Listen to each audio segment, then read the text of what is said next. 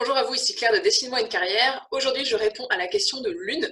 J'ai du mal à trouver un projet qui me motive, à part un métier d'auteur complètement improbable. Alors, trois clés pour toi, Lune. Premièrement, c'est déjà attention à l'autocensure. Donc l'autocensure, c'est humain, c'est normal, ça arrive quasiment à 100% des personnes que j'accompagne et qu'on accompagne. Donc l'autocensure, c'est quoi? Je la dépiste dans la partie de ta phrase quand tu parles d'un métier improbable, ce qui veut dire que tu n'y crois pas. Et du coup, c'est la première clé qui va être de faire attention à ça. Attention aux croyances limitantes qui vont venir t'auto-censurer.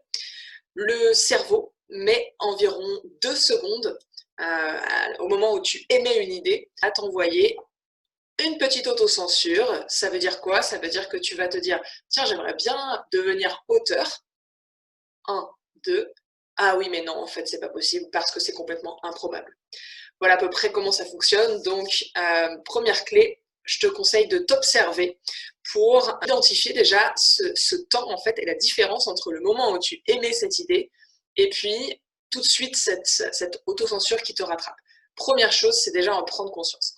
Deuxième chose, eh bien, c'est tout simplement t'autoriser à rêver. J'aime bien prendre pour cet exemple l'exemple de Walt Disney qui, pour créer ses dessins animés, il avait 3 salles. Il avait une première salle avec des personnes qui étaient focalisées uniquement sur trouver des idées d'aventure pour Mickey, des idées extraordinaires.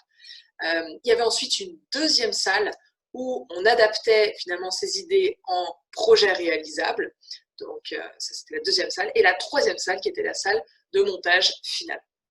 Donc tout ça pour te dire qu'il y avait donc 3 étapes et qu'il est important, voire indispensable, d'avoir cette première étape, de s'autoriser à rêver.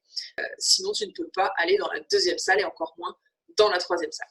Donc deuxième chose, autorise-toi à rêver, laisse-toi du temps pour imaginer à quoi est-ce que ça ressemblerait si tu étais auteur, au lieu de te dire d'emblée que c'est improbable.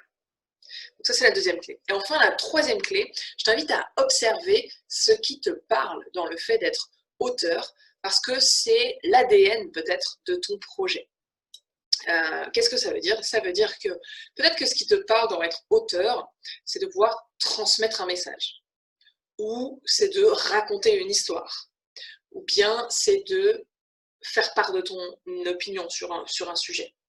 D'accord? Donc, je t'invite à observer ça, à aller chercher ce qui fait l'ADN finalement de ton projet, et tu vas pouvoir ensuite, en prenant ces différentes graines, ça va te donner plus d'indications sur le fond, sur pourquoi auteur ça t'inspire, et tu pourras ensuite, pourquoi pas, réfléchir non seulement au métier d'auteur, même si a priori il est improbable aujourd'hui, tu as compris, je pense que tu peux creuser un petit peu, mais aussi à d'autres métiers qui sont semblables, qui ont cette même mission derrière, transmettre un message, par exemple journaliste.